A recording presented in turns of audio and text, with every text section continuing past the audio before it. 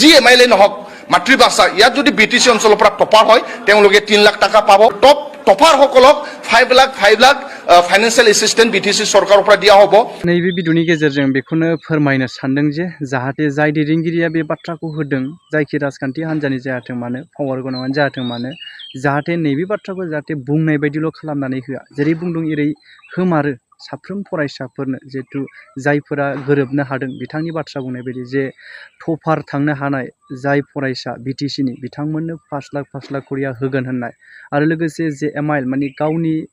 subject बर'फोरनिया एमआइएल subject आरो गुबुन असमियाफोरनाव एसामिस साबजेक्ट बेबायदि 3 लाख होगोन होननानै साफायाव बेबायदि खोथा होदों जाय कास्टम बसुमतारी बिथाङा दा रुलिं सरकारनिफ्राय बिथाङा बेबायदि होगोनखौ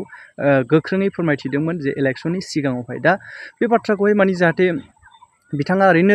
इलेक्शनाव भट मोननो थाखाय देरहानो थाखायल' बुंनाय खालामालासिनो जाहाथे साफ्रोमबो फरायसा जायफोरा मिलायनो हादों बिथांनि बुंनाय बायदि मार्कफोरखौ मोननो हादों गोरोबदों ना टपार थांदों एमआइएल साबजेक्टआवहाय बांसिनै मोननो हादों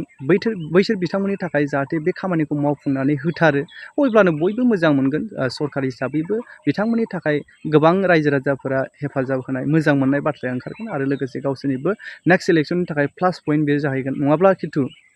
बाथ्रा होनाय बायदि मावफुंनो हायाब्ला उननि इलेक्शनाव नाथाय बेखौ गोबां रायजो राजाफोरा नेनानै थागोन बै जिहेतु टपार थांनाय एमआइएल साबजेक्टआव जिहेतु बांसिन नाम्बार मोननो हानाय फरायसाफोरनि गार्जेनफोरा उननि इलेक्शननि समावहाय फिननायखौ होनोबो हानाय जिहेतु दुखु मोनगोन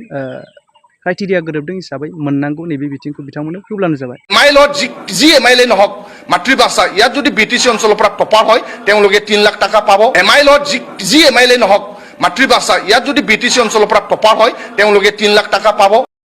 বিটিসি অঞ্চলত মেট্ৰিকত টপ 10 আমি বাছনি কৰিম আৰু টপাৰ সকলক 5 লাখ